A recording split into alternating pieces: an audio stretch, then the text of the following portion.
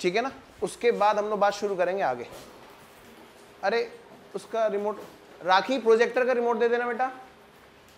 हाँ जी, फटाफट से क्विक रिवीजन, मैं बोलता जाऊंगा, आप लोग सिर्फ सुनते जाएंगे, ठीक है। मन मन में बोलेंगे बहुत तेज तेज, मन में बहुत तेज तेज, मुझसे आगे आगे बोलने की कोशिश करेंगे मन में। सबसे पहले बेटा हमने पढ़ा था अकाउंटिंग की डेफिनेशन। अकाउंटिंग की डेफिनेशन दी थी American Institute of Certified public accountants ने, और उसने कहा था अकाउंटिंग एक आर्ट है रिकॉर्ड, क्लासिफाई, समराइज करने की। रिकॉर्ड, क्लासिफाई और समराइज करने की। क्या? ट्रांजैक्शंस और इवेंट किस तरह से इन सिग्निफिकेंट मैनर, कोई बात नहीं लाइनें आगे पीछे हो जाए, क्या टेंशन है, in significant manner and in terms of money. वो वाली ट्रांजैक्शन और event which are in part at least of financial character. Sir क्या मैं ऐसे कर सकता हूँ, कोई दिक्कत तो नहीं? आपको ये फ्रेम रखना है प्रोजेक्टर का, ठीक है। Which are at least part of financial character, जिसमें कम से कम कुछ पार्ट तो फाइनेंशियल करेक्टर्स का हो, ठीक है।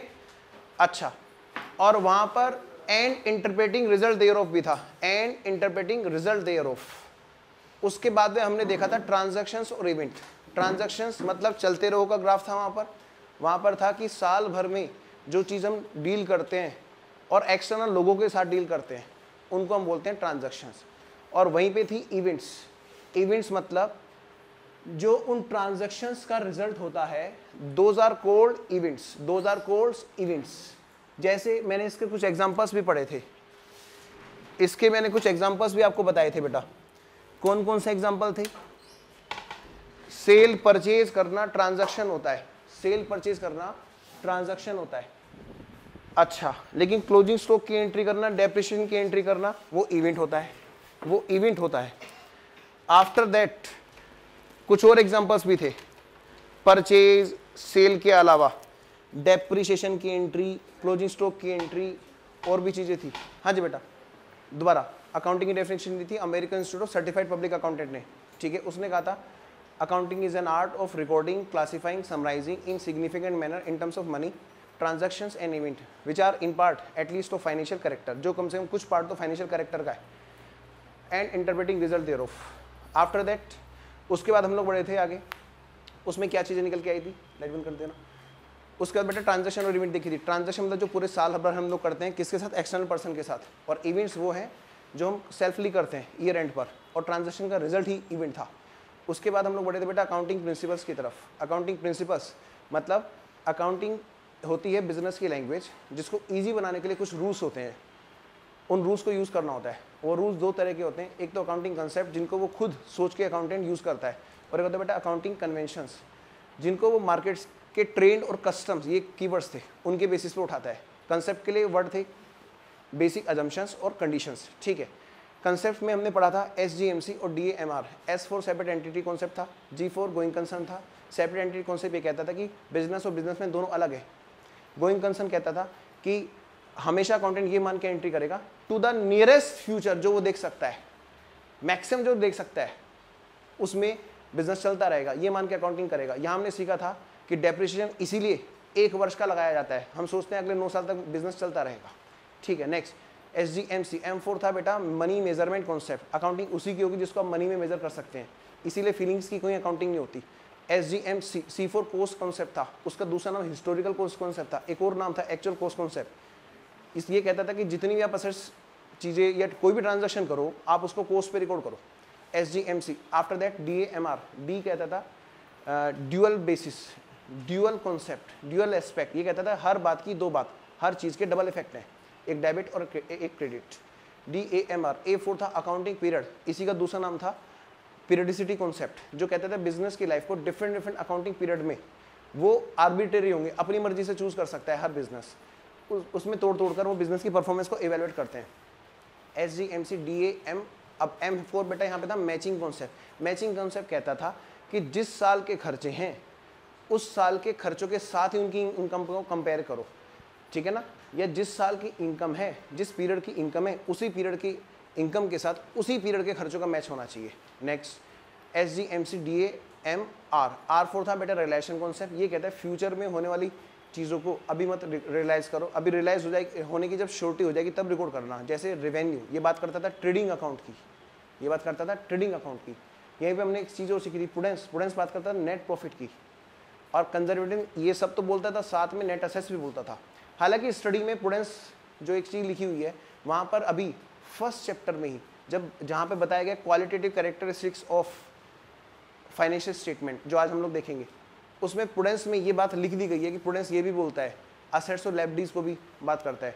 बेटा एग्जाम में अगर क्वेश्चन आए तो फंसने से बचने का रास्ता बता रहा हूँ, क्योंकि ये तीनों चीज़ें मिक्स कर देते हैं इंसान को, ठीक है ना। रियलाइजेशन मतलब ग्रोस रेवेन्यू, प्रूडेंस मतलब नेट प्रॉफिट, और कंजर्वेटिव मतलब ये दोनों तो हैं ही, साथ में बैलेंस शीट भी, ठीक है। स्पेशली कंजर्वेटिव बैलेंस शीट को अप्रोच करता है, net assets should not be overstated, ठीक है।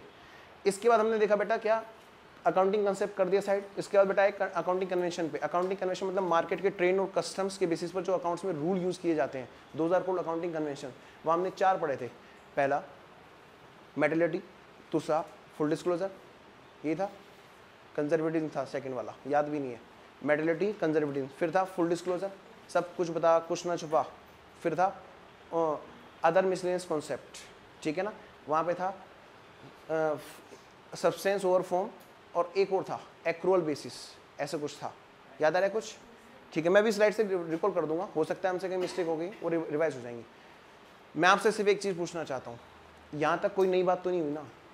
आपसे एग्जाम का एक क्वेश्चन पूछता हूँ जिसको मुझे बड़ा हर्ट हुआ था लास्ट टाइम जब बच्चों ने मुझे कहा था, मुझे लगा क्योंकि बेटा सीए का पेपर है, कहीं ना कहीं हो सकता है, मैं भी इंसान हूँ, क्या पता स्किप हो गया। बच्चों ने कहा था कि सर 3 नंबर का क्वेश्चन आपके सिलेबस से बाहर आए थे, आपने जो क्लास में कवर कराए थे, क्योंकि आप जो बोलते हो ना क्लास में आएगा 100% आएगा, और उन्होंने आके मेरे को इस चीज़ का पॉइंट आउट किया और बड़ा दर्द हुआ था उस टाइम पे। पर मैंने सोचा, मैंने कहा ठीक है भाई मेरी गलती रह गई हुई, आप देखा पेपर तो मैंने कहा ये लो, मैं बच्चों से पूछूंगा। बेटा क्वेश्चन नंबर फर्स्ट आया 1 नंबर का, उसने कहा था कौन कौन से कॉन्सेप्ट ऐसे हैं जो एक ही तरह की बात करते हैं, गोज टुगेदर, ठीक है। ABCD में से मैं आपको ऑप्शन दूंगा, मैं नहीं बताऊंगा ABCD कौन सा है, मैं आपसे बोलूंगा 1 2 3 4, बोर्ड पे लिखो क्या, या चलो लिखो फटाफट कॉपी पे लिख लो बेटा, मजा आ जाएगा कसम से। और आप ही बताओगे इस चीज में, आपको देखना है कौन कौन से लोग अलग अलग बातें कर रहे हैं, उनको छांट लो, बाकी जो है जो एक साथ कर रहे हैं वो निकल आएगा। लिखो बेटा एक बार क्वेश्चन लिखो, which of the following concepts goes together.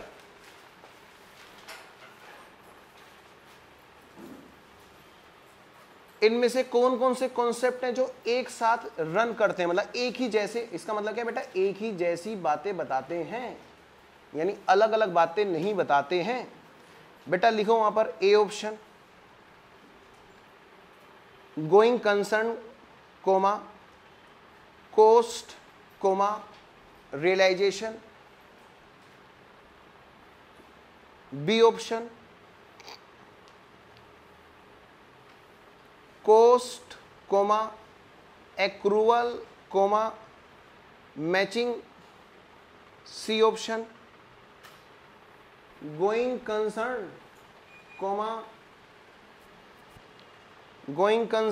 Coma periodicity comma reliability. कर दो बेटा वेंटिलेशन कर दो वहाँ का, हाँ ये भी बंद कर दो, रिलायबिलिटी।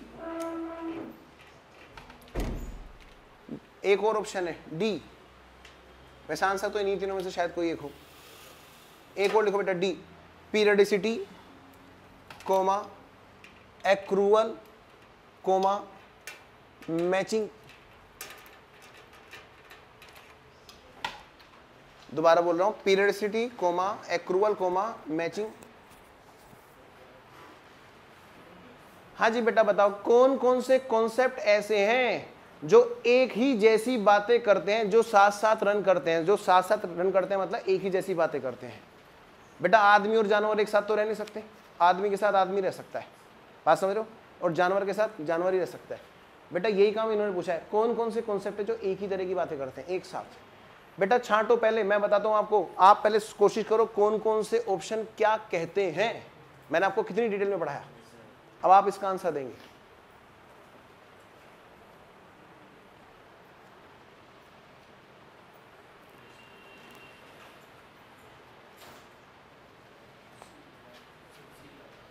हाँ जी, सी। सोच लो अच्छे से, चलो डिस्कस करते हैं, देखे कौन बताए। बेटा ए ऑप्शन क्या कह रहा था बताओ। हाँ जी, cost comma going concern comma cost comma relation, ये तो था ना। गोइंग कंसर्न क्या कहता है? गोइंग कंसर्न कहता है कि जितना नियरेस्ट फ्यूचर हो दिखे उतने पीरियड तक आप मान के चलो बिजनेस चलेगा, उसी बेसिस पर आप अकाउंटिंग करो। एक बात ये होगी, क्या इसी तरह की बात कोस्ट बोलता है? कोस्ट क्या बोलता है? आप जब भी ट्रांजैक्शन रिकॉर्ड करो एक्चुअल कोस्ट पे रिकॉर्ड करो। बेटा अलग अलग बातें बोल रहे हैं, बताओ। एक कर रहा है कोस्ट की बात, एक कर रहा है फ्यूचर में जाने की बात। रियलाइजेशन, और देखो बेटे इसके साथ चिपका हुआ है रियलाइजेशन, कहता है कि जब आपको रेवेन्यू रियलाइज होने का श्योर हो जाए तब आप एंट्री डालो। बेटा तीनों लोग अलग अलग बातें कर रहे हैं, मैं कह रहा हूं कि सारों की एक जैसी बात होनी चाहिए, ठीक है? सबका एक जैसा टॉपिक होगा, those will go together. Clear? चलो ये हट गया, नेक्स्ट आगे बढ़ते हैं। क्या ऑप्शन है सेकंड? कोस्ट मैचिंग और एक्रूअल। कोस्ट कॉन्सेप्ट क्या कहता है? ट्रांजैक्शंस को एक्चुअल कोस्ट पे रिकॉर्ड करना है। एक्रूअल क्या कहता है? सभी खर्च और इनकम को टाइम बेसिस पर रिकॉर्ड करना है। बेटा दोनों लोग अलग अलग बातें कर रहे हैं, बताओ, है ना? और मैचिंग तो कुछ और ही बात करता है, कह रहे हैं कि खर्चों के पीछे इनकम। चलो ये भी बात समझ में आती है, एक्रूअल मैचिंग एक जैसी बात करें, टाइम बेसिस पर टाइम के हिसाब से खर्चे मैच करो, ठीक है ना? लेकिन कोस्ट तो एकदम अलग हो गया ना, एक तो डिफरेंट हो गया ना। नेक्स्ट पीरियडिसिटी, मैं डी को पहले ले रहा हूं। पीरियडिसिटी, एक्रूअल और मैचिंग। पीरियडिसिटी कॉन्सेप्ट क्या बोलता है? हर बिजनेस की लाइफ को पीरियड्स में तोड़ लेंगे। पीरियड्स में तोड़ लेंगे मतलब वो जो कमाएगा, वो जो खर्चे होंगे, उनको पीरियड वाइज कंपेयर करेंगे। बात सीधी सीधी थी। फिर क्या कहता है? एक्रूअल कहता है कि सभी इनकम और खर्चों को टाइम बेसिस पर रिकॉर्ड करेंगे, मतलब पीरियड बेसिस पर रिकॉर्ड करेंगे। दोनों की एक ही बात हो गई। मैचिंग कॉन्सेप्ट क्या कहता है? हर पीरियड के खर्चे उसी पीरियड की इनकम से मैच होने चाहिए। बोलो कह रहे कि नहीं कह रहे? एक बात सुनो, this is the answer, this is the answer. अगला भी देख लेते हैं, सी। गोइंग कंसर्न, पीरियडिसिटी और रिलायबिलिटी। गोइंग कंसर्न आपको अभी समझाया था, पीरियडिसिटी आपको पता ही है बिजनेस की लाइफ को, और रिलायबिलिटी कहता है जब श्योर हो, जब भी कोई कॉन्सेप्ट हो, मतलब वो रिलायबल होना चाहिए। ऐसा नहीं हो ऐसे उठाया ऐसे ले लिया, एक रिलायबिलिटी की बेस पर इंफॉर्मेशन को यूज करना चाहिए। बात समझ रहे हो? आपके सामने है इसका आंसर। अब बताओ, क्या अभी भी मैं कह सकता हूं कि ये चीज हमने नहीं कवर की? बेटा कितनी आसान चीज थी, बताओ। बात समझ रहे हो? एक तो ये क्वेश्चन है जिसको बोला है आउट ऑफ सिलेबस आया, 3 नंबर के क्वेश्चन बताए गए थे। दूसरा क्वेश्चन है बेटा, एक अकाउंटिंग स्टैंडर्ड के इन्होंने नंबर पूछ लिए। इन्होंने कहा कि भाई ये बताओ अकाउंटिंग स्टैंडर्ड 26 कौन सा है, 10 कौन सा है? बेटा 26 मैं आपको बता चुका हूं, अगर आपको याद हो। इंटेंजिबल है, बताओ, तुम बता ही रहे हो। AS 10 कौन सा बताओ? AS 10 फिक्स एसेट्स की वैल्यूएशन, वो भी टेंजिबल की। बात सुनो, 2 AS और है जो भी मैंने नहीं बताए, वो रखे यहाँ पर, वो छोड़ता मैं फिलहाल। मैं मानता हूँ AS का आ गया भाई मैं क्या बताऊँ? सी इंस्टीट्यूट ने बोला था बिल्कुल कसम खा रहा हूँ नहीं पूछूंगा। अब कसम तोड़ दी तो बताओ, मैं थोड़ा ना तोड़ दूंगा, सीधी सी बात। इस बार मैं वो भी करा दूंगा।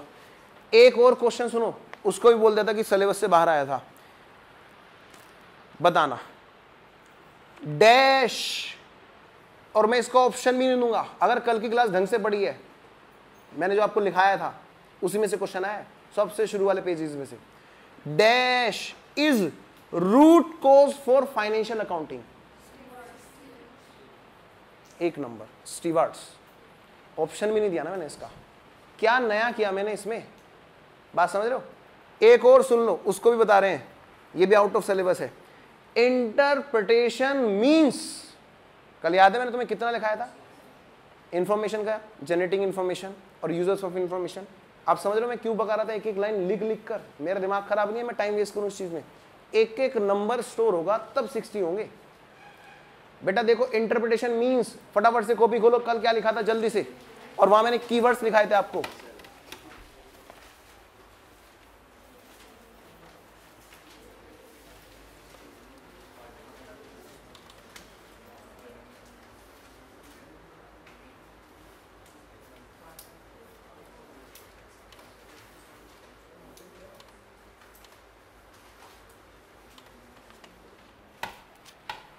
हाँ जी मिला, बोलो।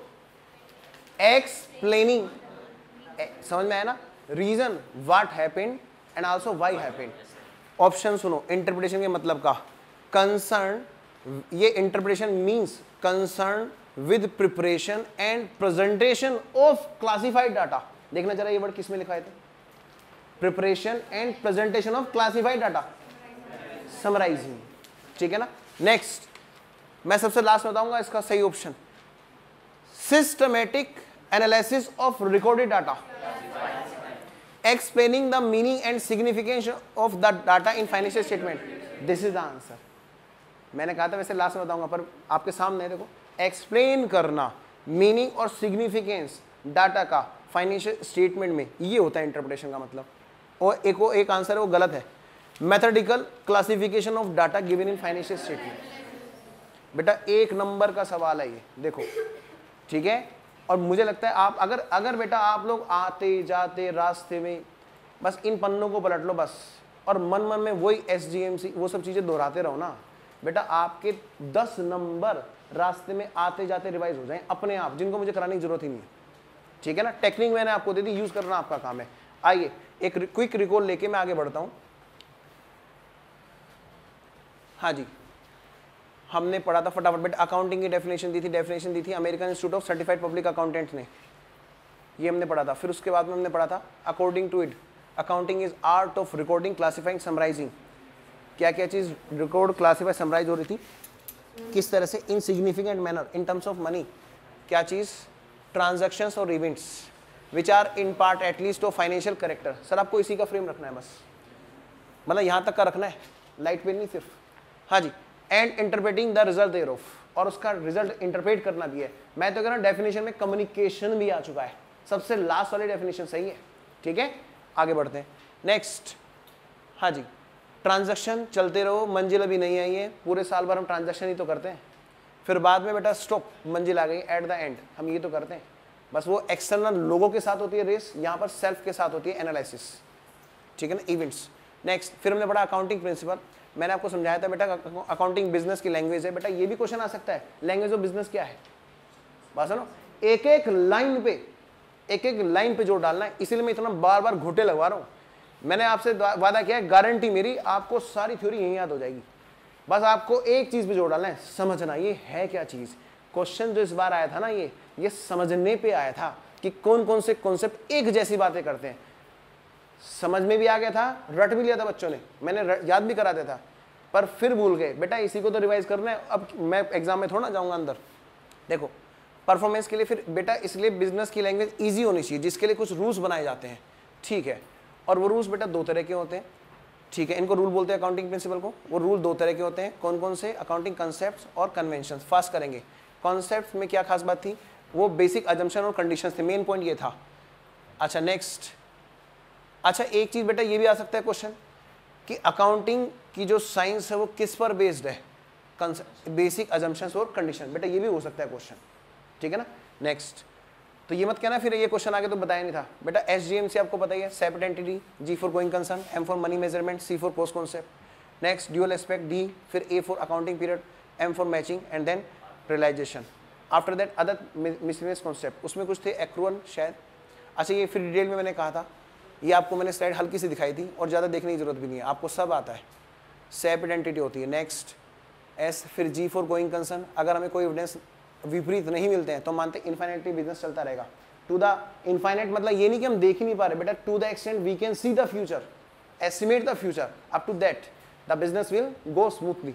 नेक्स्ट SGM, M फॉर बेटा मनी मेजरमेंट, कहता है जिसको मनी में मेजर कर सकते हैं उसी को हम अकाउंट फॉर कर सकते हैं, ठीक है ना। समझा रहा हूँ दोबारा, समझ रहे हो, दोबारा से समझा रहा हूँ इसी चीज को, क्योंकि समझने की गलती थी इस बार बच्चों की।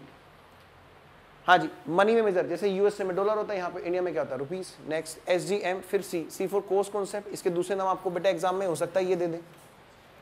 ये कहते हैं और ट्रांजैक्शन रिकॉर्ड होनी चाहिए किस पे, एट हिस्टोरिकल कोस्ट पर, उस कोस्ट पर जो हिस्ट्री बन चुकी है। हिस्ट्री मतलब बेटा पास, जो काम हो चुका है। नेक्स्ट हाँ जी SGMC, D for dual aspect, ये कहता है हर एक ट्रांजैक्शन के 2 इफेक्ट होते हैं, एक डेबिट और एक क्रेडिट। चलो जी आगे बढ़ते हैं, और दोनों इक्वल होने चाहिए। फिर बेटा A फॉर अकाउंटिंग पीरियड, जिसका दूसरा नाम था पीरियडिसिटी कॉन्सेप्ट। बिजनेस की लाइफ को अलग अलग पीरियड्स में तोड़ लिया जाता है, और हर पीरियड के एक्सपेंसेस और रेवेन्यू को कंपेयर किया जाता है आपस में। नेक्स्ट आगे चलो, matching concept, SGMCDAM, M for matching concept, most important principle है। ये कहता है कि एक्रूअल का बेस बनाता है बेटा। बताओ, यहाँ तक साफ साफ मैंने लिख भी रखा था स्लाइड में, बताओ इससे ज़्यादा और क्या चाहिए। खैर, ईच पीरियड के एक्सपेंस और इनकम कंपेयर होने चाहिए। बताओ बेटे, साफ साफ बोल रहा है, पीरियड वाली बात तो इसमें लिखी हुई है, एग्जाम में मैं थोड़ा घुसूंगा। नेक्स्ट, इसके बाद में मतलब मैं अपनी लास्ट टाइम की एक फ्रस्ट्रेशन निकाल रहा हूँ, जो बच्चों ने मुझे हर्ट किया ये बात कह के कि क्लास से बाहर आया था, आज तक नहीं हुआ, ना फ्यूचर होगा। लेकिन जरूरत है सिर्फ एक चीज़ की, सीरियस होके ढंग से मेरे साथ मेहनत करने की। बात समझ रहे हो। नेक्स्ट, रिलेशन कॉन्सेप्ट क्या, खैर ये तो बात लंबी हो जाएगी, इसको तो हमने हटाया था।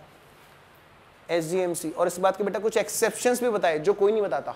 मैं कह रहा हूँ स्टडी में दिए भी नहीं रखे, हल्का सा वर्ड उलझू के इधर उधर दे रखा है। मैंने कहा था इसके एक्सेप्शन है, कैश बेसिस अगर किसी ने यूज कर रखा है तो भाड़ में गया एक्रूअल, भाड़ में गया मैचिंग, ये सब चीजें। कैश बेसिस मतलब कैश आएगा तो सेल मानेंगे, चाहे डेटर उधार ले क्यों ना गया हो।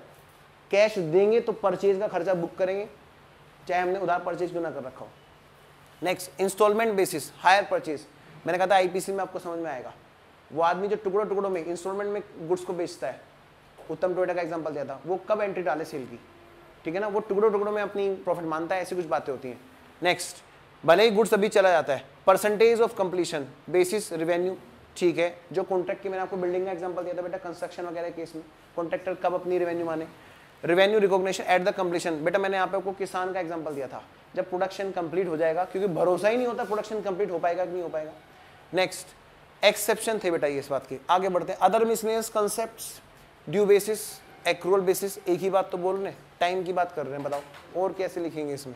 कंसिस्टेंसी मतलब बेटा लगातार। मैंने आपको एग्जांपल पूछा था, बताओ बेटे सेकंड ईयर का डेप्रिसिएशन, आपने फिर से मुझे 90,000 बताया था, याद है क्यों बताया था, क्योंकि आपने मान लिया था पिछले साल SLM तो इस बार भी SLM।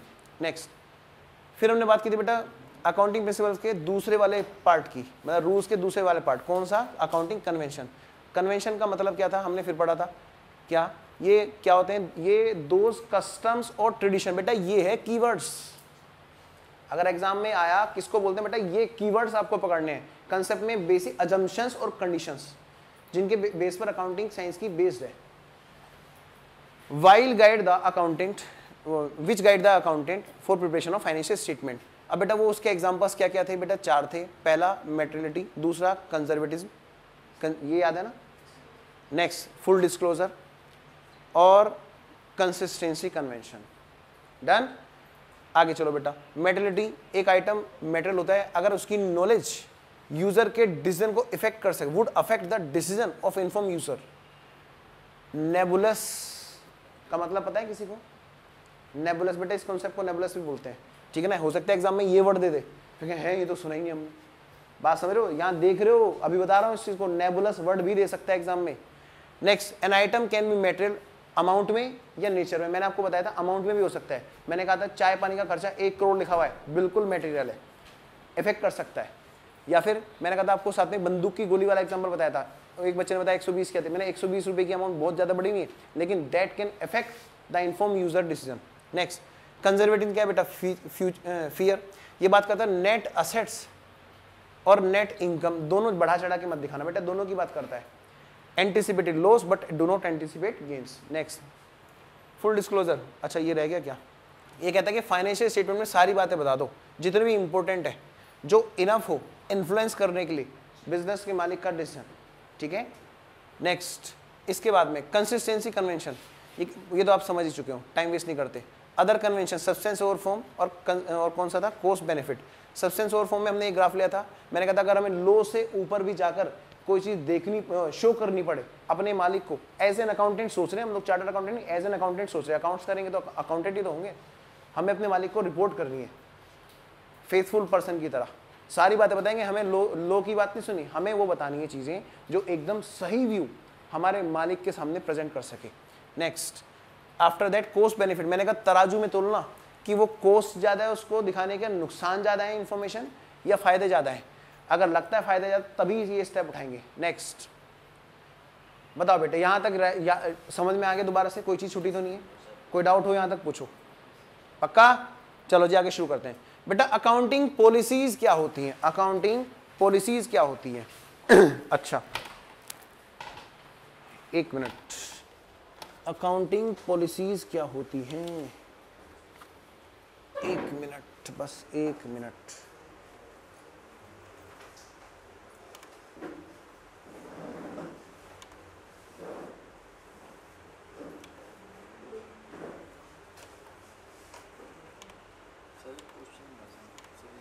अभी बस एक मिनट, पूछो बेटा, क्वेश्चन पूछो। एक बच्चा क्वेश्चन पूछ रहा है। कौन सा क्वेश्चन? 21। बेटे एक क्वेश्चन है, देखो क्या कहता है। इसी तरह का क्वेश्चन इस बार भी एग्जाम में आया था।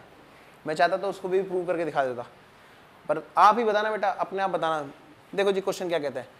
मोहन ने परचेज की एक कार, ये प्रैक्टिस मैनुअल का क्वेश्चन है। मोहन ने परचेज की एक कार 60,000 रुपए की जनवरी 2009 को। ट्रांसपोर्टेशन रिपेयरिंग खर्चे वगैरह हैं 5,000 के और 200 रुपए के। कार कितने की? 65,200। फर्स्ट टाइम परचेज की है। नेक्स्ट, ठीक है। डिसमेंटलिंग चार्ज है ओल्ड कार के in place of new motor car. Purchase amount to ₹20,000। Dismantle बेटा कार है ना, कुछ ऐसे डिसमेंटल करके लाए होंगे, टायर अलग वगैरह वगैरह। जैसे पंखा अगर कहीं ले जाते हैं तो खोल कर ले जाते हैं ना, ऐसे तो ना पंखे लगे लगे कंधे पे टांग के ले जा रहे। क्या करते हैं, पंखड़ी अलग खोल देते हैं तब ले जाते हैं, ताकि ईजी टू कन्वेंस हो। तो that dismantling also become part of further purchasing cost. खैर नेक्स्ट, 20,000 की मार्केट वैल्यू जो है मोटर कार की वो लगभग 70,000 रुपये की है। जब फाइनलाइज कर रहे थे अकाउंट, मोहन ने values the car eight 70,000 in his books. कह रहे हैं मोहन ने ना 70,000 रुपये लिख दिए अपनी कार, मार्केट वैल्यू पे रिकॉर्ड कर दिया कार को। बताओ इनमें से कौन सा कंसेप्ट है जो वोलेट हो गया? बेटा मैंने आपको ऑप्शन भी नहीं दिए। गुड, मुझे बहुत अच्छा लगा, इसका मतलब आप दिल लगा के पढ़ रहे हो मेरे साथ साथ। मेरी मेहनत का रिजल्ट ये है। कोस्ट कॉन्सेप्ट, साफ साफ बात है, जितनी भी ट्रांजैक्शंस हो कोस्ट पे रिकॉर्ड होगी बेटा, वो वोलेट हुआ है। बहुत अच्छे, गुड। अच्छा हाँ चलो जी बात करते हैं बेटा। अगला टॉपिक कराने से पहले बहुत सिंपल सी बात, ठीक है ना, और इससे जल्दी समझ में आ जाएगा। एक कॉन्सेप्ट पढ़ा था हमने, full disclosure concept.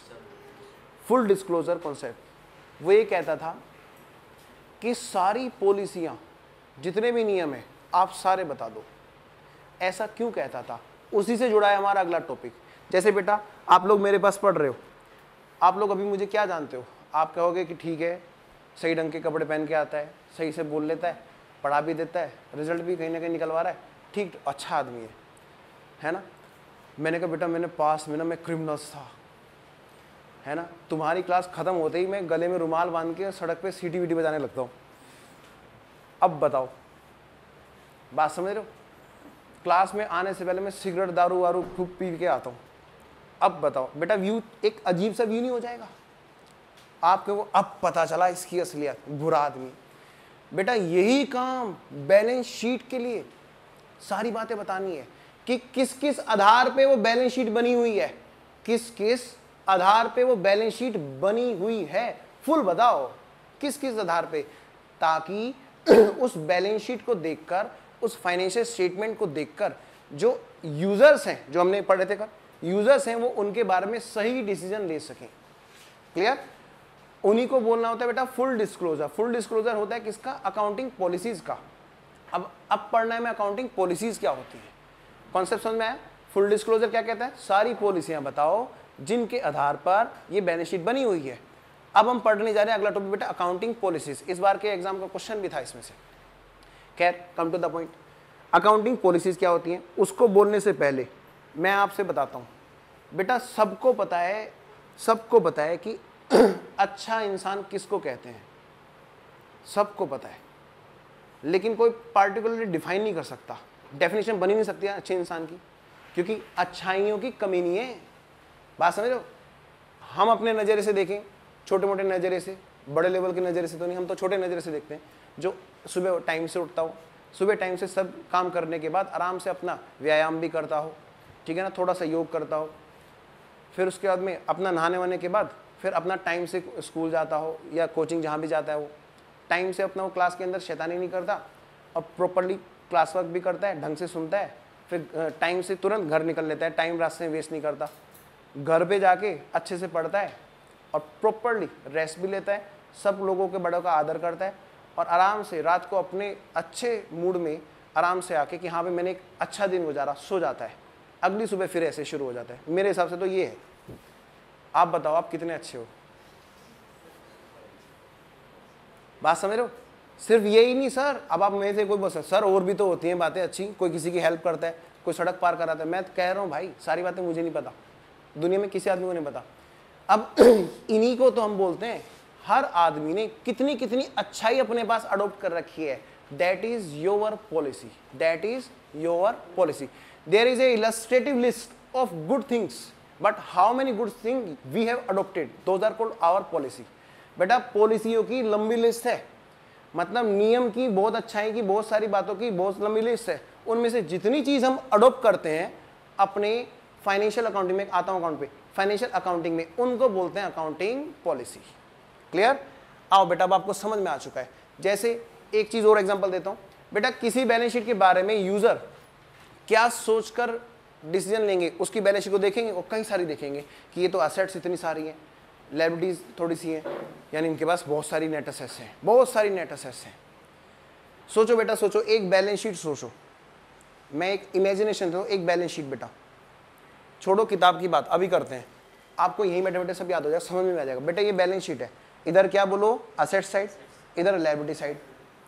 Asset side में बेटा पहला हेड लिखा है, पहला हेड फिक्स असेट्स, दूसरा हेड लिखा है इन्वेस्टमेंट, लॉन्ग टर्म इन्वेस्टमेंट, फिर तीसरा head current assets and loans and advances, जिसमें लिखे हुए डेटर्स, बैंक्स, स्टॉक्स, ठीक है, डीआर, कई सारी चीजें।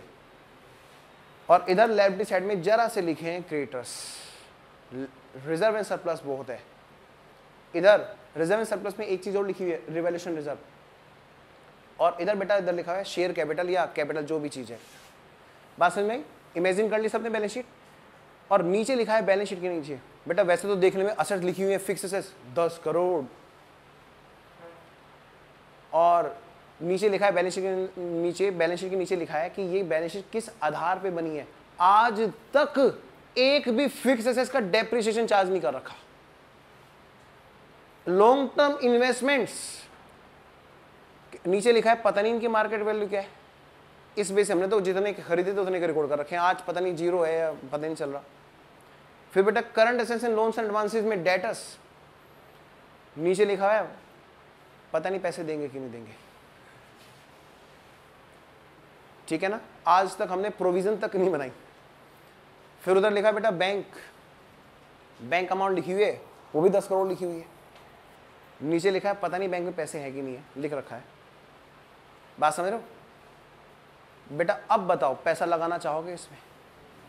यस, ये है बेटा मेन चीज। अकाउंटिंग पॉलिसी लिखने से पता चल गया ना बैलेंस शीट की असलियत, ये बैलेंस शीट किस आधार पे बनी है, यही तो है अकाउंटिंग पॉलिसी। आप बता दो कि किस किस आधार पे बनी है। जैसे बेटा पहली पॉलिसी बताओ किस में से उठी, फिक्स असेट्स। बैलेंस शीट में असेट्स से शुरू करते हैं पॉलिसियां गिनना, ये सब बातें उसमें लिखी हैं किताब में और हम यहीं से समझ रहे हैं। फिक्स असेट्स में बेटा बताओ फिक्स असेट्स कौन सी, एक तो टेंजिबल और एक इंटेंजिबल। टेंजिबल की बात करते हैं बेटा, टेंजिबल के लिए क्या नियम है? पहली बात, डेप्रिसिएशन लगाएं या ना लगाएं। दूसरी बात, लगाएं तो किस मेथड से लगाएं, ये दो नियम है इसके। दो पॉलिसी आपको समझ में आ गई, इनको बोलते हैं पॉलिसी। बात समझ में आई? इससे अगला बेटा लॉन्ग टर्म इन्वेस्टमेंट, हम कॉस्ट पर वैल्यूएट करें या इन्वेस्टमेंट को हम वैल्यूएट करें मार्केट वैल्यू पर या विच एवर इज लेस पर। बेटा ये भी एक पॉलिसी है, ये भी एक नियम है। प्रूडेंस तो कहता है विच एवर लेस पे करो। इसके लिए तो बाकायदा एक अकाउंटिंग स्टैंडर्ड 13 है जो आपको पढ़ना है आईपीसी लेवल पर। बात समझ में आई? एक मिनट में पानी पी लेता हूँ।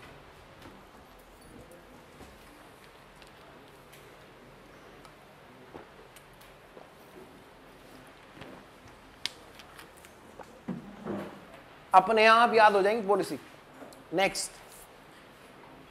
इसके बाद बोलो बेटा असेट्स में और क्या आया था?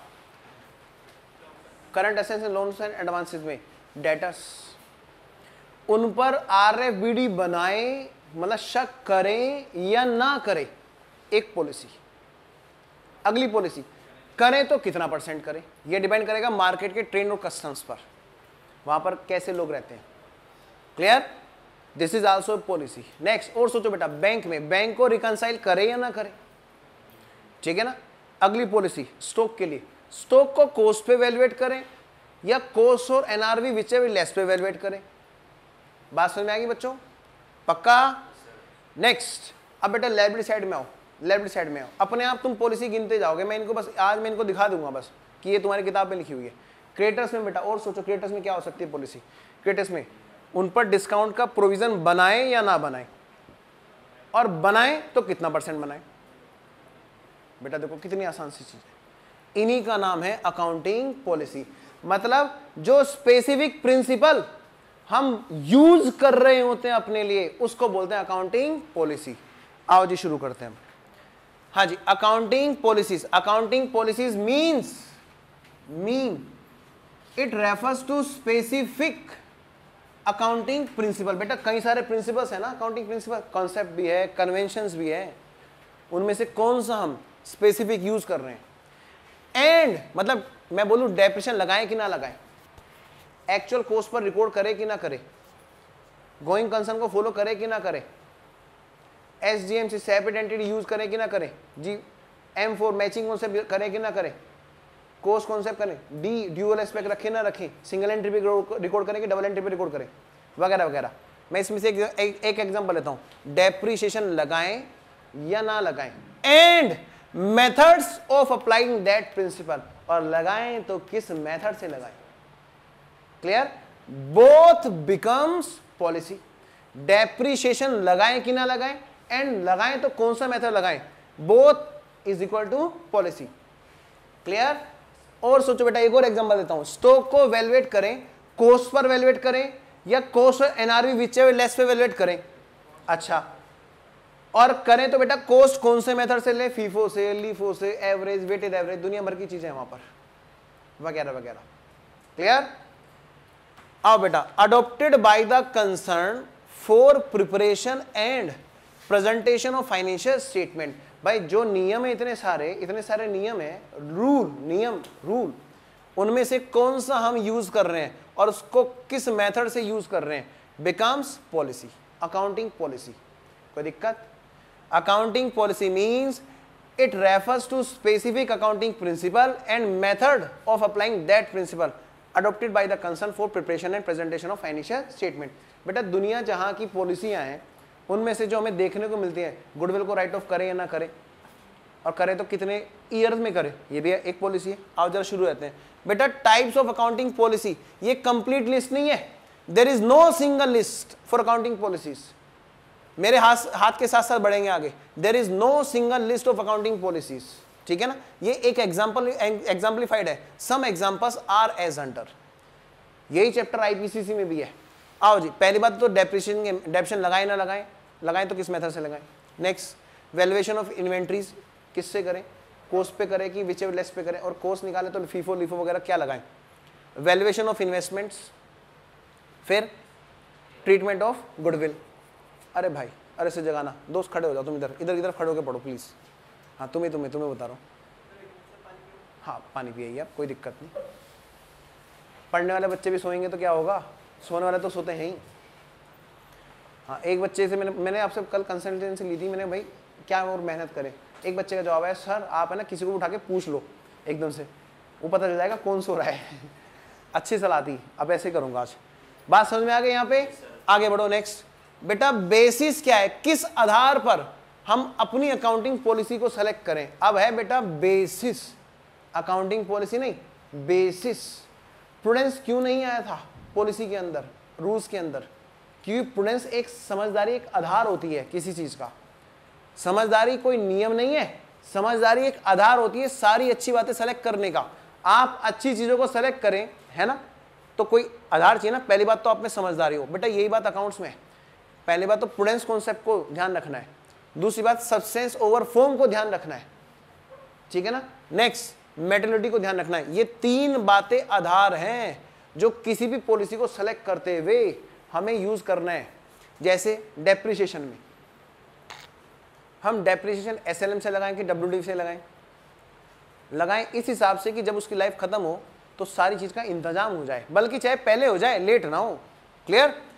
सब्सटेंस ओवर फॉर्म और असेट्स को हम लो से ऊपर भी जाकर सही बात पे दिखाएं, जैसे बेटा hire purchase. Clear? Materiality, major जो बात है, मेजर जो बात है जो यूजर के डिसीजन को इफेक्ट कर सकती है उसको जरूर बताएं। कोई दिक्कत? बेटा एग्जाम में अगर ये बनता है क्वेश्चन आना, सच बता रहा हूं, और पहले भी आया हुआ है, ऐसे आप ऐसी बात नहीं आप उठाना है स्कैनर, ये क्वेश्चन है वहां पर। बेसिस क्या है अकाउंटिंग पॉलिसी के सेलेक्ट करने का? 3 बेसिस हैं बस, PSM prudence, substance over form और मेटेलिटी। क्लियर? आगे बढ़ते हैं नेक्स्ट। फाइनेंशियल स्टेटमेंट का मतलब क्या होता है? पहली बात तो ये है बेटा, इसी चैप्टर में जो यूनिट है ना, यूनिट फर्स्ट इंट्रोडक्शन में बेटा वहां पर एक छोटा सा टॉपिक हो रहा है फाइनेंशियल स्टेटमेंट और उसकी क्वालिटेटिव कैरेक्टरिस्टिक्स। फाइनेंशियल स्टेटमेंट का मतलब क्या होता है बेटा? Trading profit loss financial statement में होता है, बैलेंस शीट भी होती है बेटा, कैश फ्लो स्टेटमेंट भी होता है और नोट्स टू अकाउंट्स भी होते हैं, जहां बताया जाता है सब बातों को, पॉलिसीज को, सभी पॉलिसीज को यहां पर लिखा जाता है। मैं जिसको बोलूं बेटा, आप जैसे कोई क्वेश्चन करते हो बेटा, working note becomes part of question.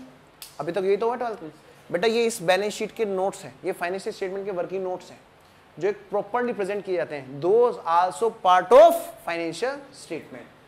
Done? Exam में क्वेश्चन आया तो बेटा चारों को सेलेक्ट करना है। नेक्स्ट, हाँ जी, नोट्स टू अकाउंट। बेटा जैसे वर्किंग नोट होते हैं ना, जैसे मान लिया आपने 12th में कोई क्वेश्चन किया हो, कोई भी न्यूमेरिकल कहीं भी किया हो, उसकी वर्किंग करनी पड़ती है ना, जिस आधार पर वो क्वेश्चन का सॉल्यूशन आपने डिजाइन किया, उनको आप फिर लास्ट में दिखाते हो ना एज ए वर्किंग नोट। ऐसे ही इस फाइनेंशियल स्टेटमेंट में जो भी चीजें हमने की, जैसे बैलेंस शीट में फिक्स एसेट्स है, किस पॉलिसी के आधार पर हमने उसको रिकॉर्ड किया है, किस पॉलिसी के आधार पर हमने उसको डेप्रिशिएट किया है, WDV लगाया, SLM लगाया, ये यहाँ पे बता देंगे भैया हमने डेप्रिशिएशन लगाया है। नोट्स टू अकाउंट में वर्किंग नोट नंबर फर्स्ट हमने डेप्रिशिएशन लगाया है, वो भी SLM से लगाया है।